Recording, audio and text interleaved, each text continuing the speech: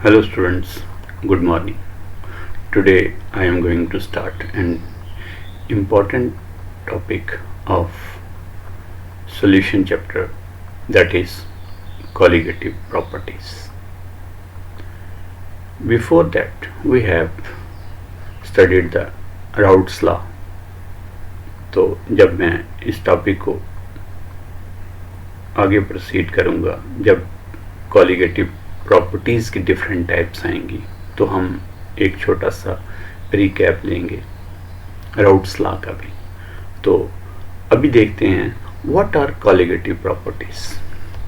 Any homogeneous solution containing non volatile solute exhibit some properties which depend only on the number of solute particles present and not on the type of the solute present. These properties are called colligative properties. These properties are mostly seen in dilute solutions. So one thing we have seen that in an homogeneous solution containing non-volatile solute exhibits such type of properties, and these properties depends upon number of solute particles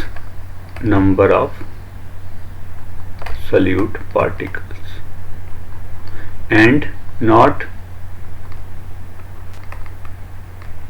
on nature of solute. One thing,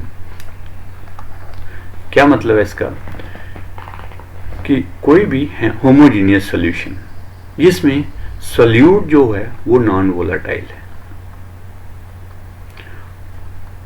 वो colligative properties जो exhibit करता है, और ये depend करती हैं number of the solute particles. Solute के particles कितने हैं उस सॉल्यूशन के अंदर, ना कि नेचर ऑफ द सॉल्यूट की नेचर क्या है।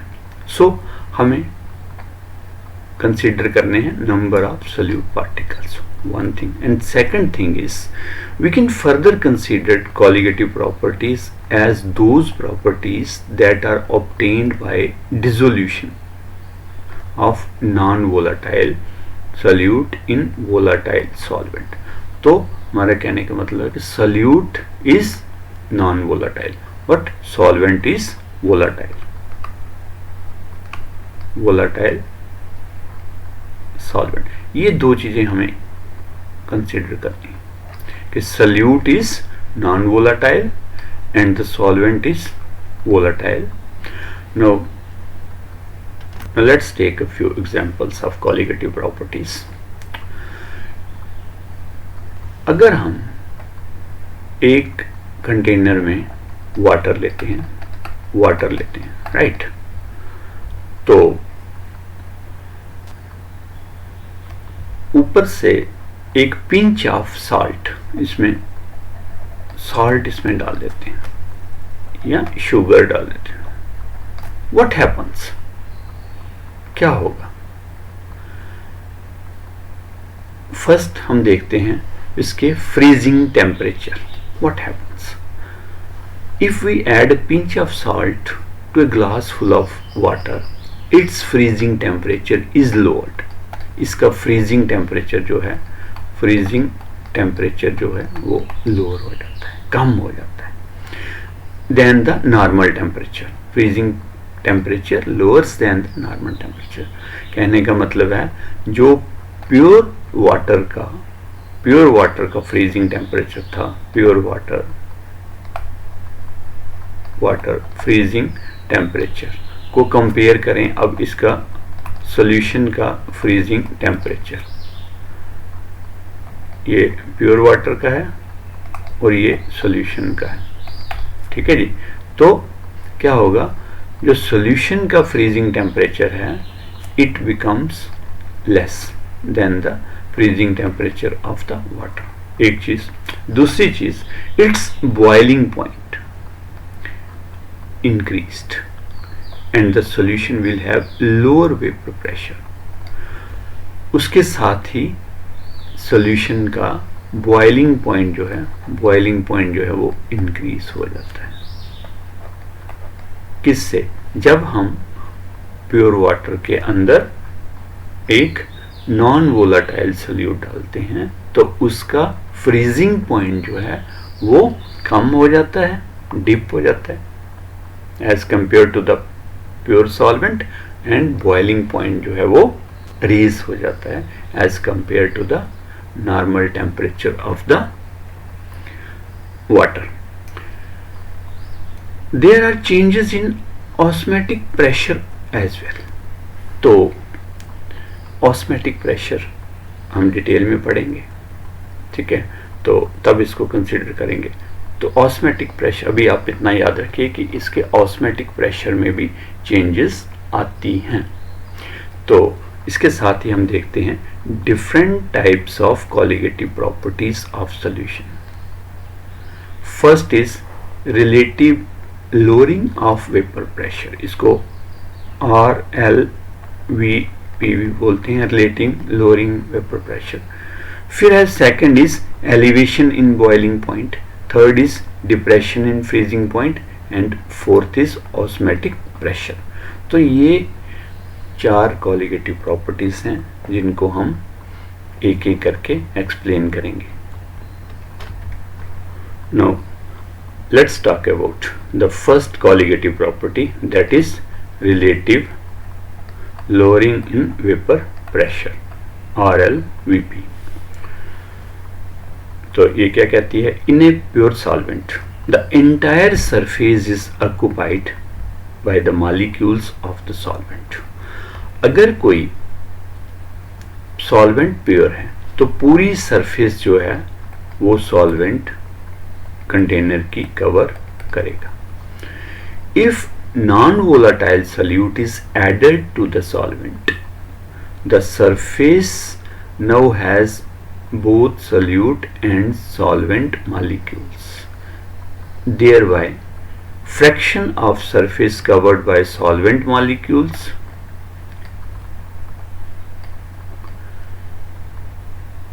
gets reduced.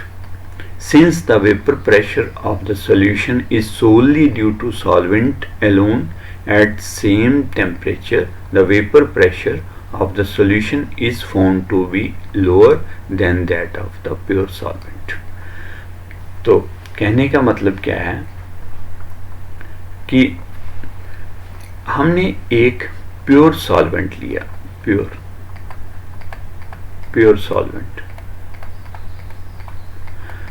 जब इस कंटेनर में सॉल्वेंट जो है वो प्योर है तो इसके सरफेस के ऊपर जो भी मॉलिक्यूल्स रहेंगे, जो भी पार्टिकल्स रहेंगे, these particles are purely of, किसके हैं ये? These particles are of this solvent. And जो वेपर प्रेशर रहेगा, इसका जो वेपर प्रेशर रहेगा, that will be the maximum PA0। ठीक है जी, प्योर सॉल्वेंट का जो वेपर प्रेशर होता है वो मैक्सिमम होता है, दैट इज PA0। अब हम क्या करते हैं, इस सॉल्वेंट के अंदर, इसके अंदर अगर हम कोई नॉन वोलाटाइल सॉल्यूट ऐड करें तो क्या होगा, व्हाट विल हैपन। अब यहां पे आप देखो, ये अब सॉल्यूशन आ गया जिसमें हमने क्या किया है, नॉन वोलाटाइल सॉल्यूट ऐड किया है। तो इसके सरफेस के ऊपर अगर हम देखें तो यहाँ पे एक तो ये वाले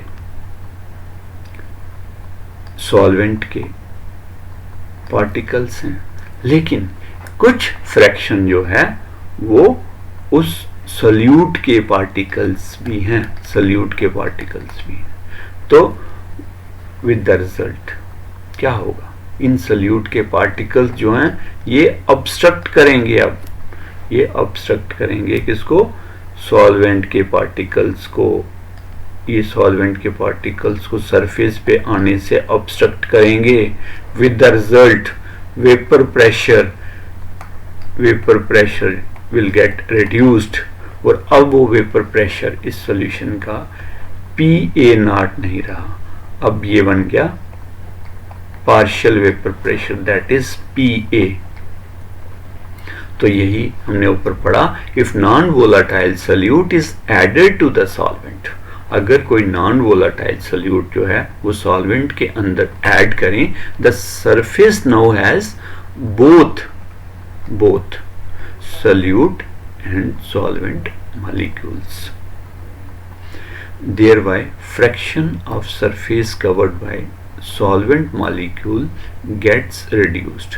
अब जितनी सरफेस पहले सॉल्वेंट के मॉलिक्यूल्स को मिल रही थी अब उससे वो कम मिल रही है, क्योंकि वो सरफेस को शेयर कर रहा है सल्यूट पार्टिकल्स के साथ, since the vapour pressure of the solution is solely due to solvent alone. अब जो वेपर प्रेशर था सॉल्यूशन का वो डिपेंड करता है किस पे?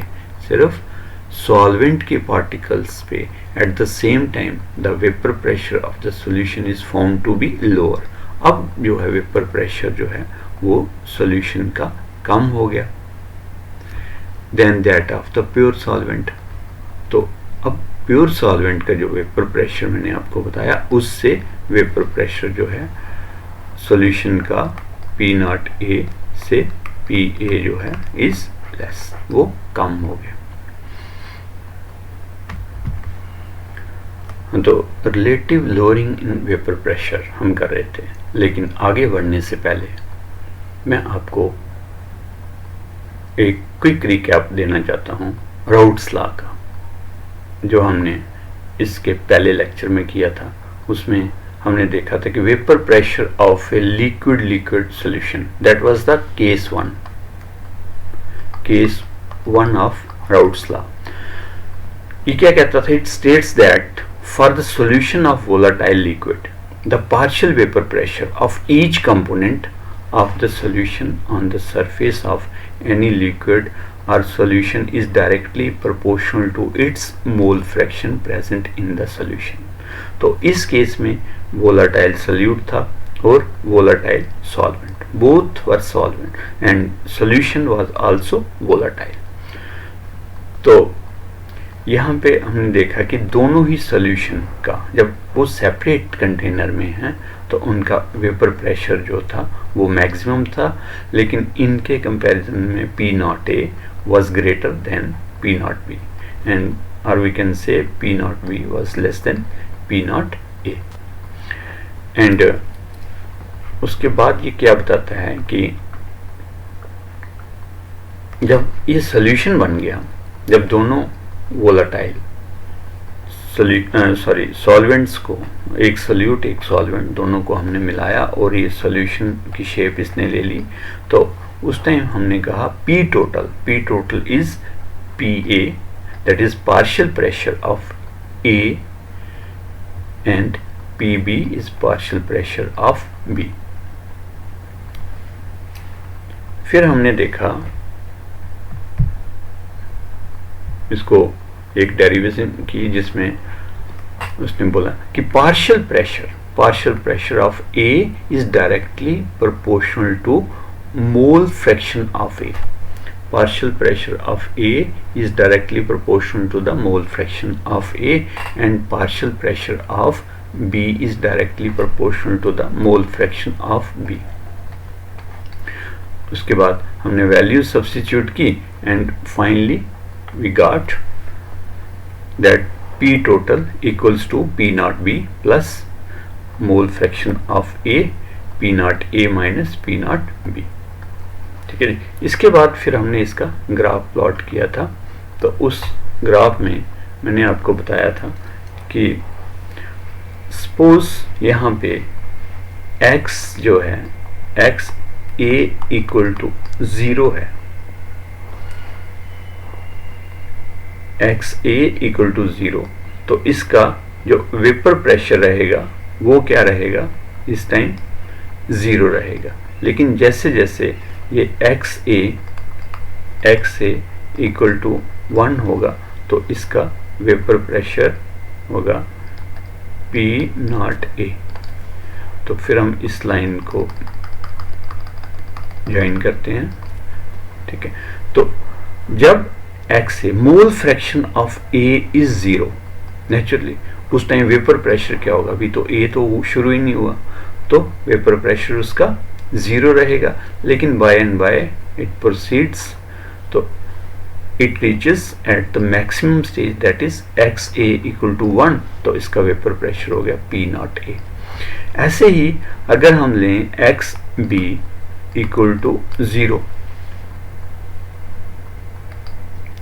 एक्स बी इक्वल टू 0, तो यहाँ पे B का जो वेपर प्रेशर है वो क्या रहेगा, 0। लेकिन जैसे जैसे हम प्रोसीड करेंगे तो फाइनली एक्स बी जो है ये पहुंच जाएगा 1, तो उस टाइम B का वेपर प्रेशर रहेगा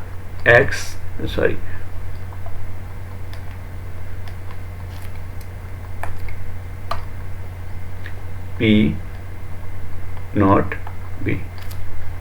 और इस लाइन को भी हम ज्वाइन कर लेंगे।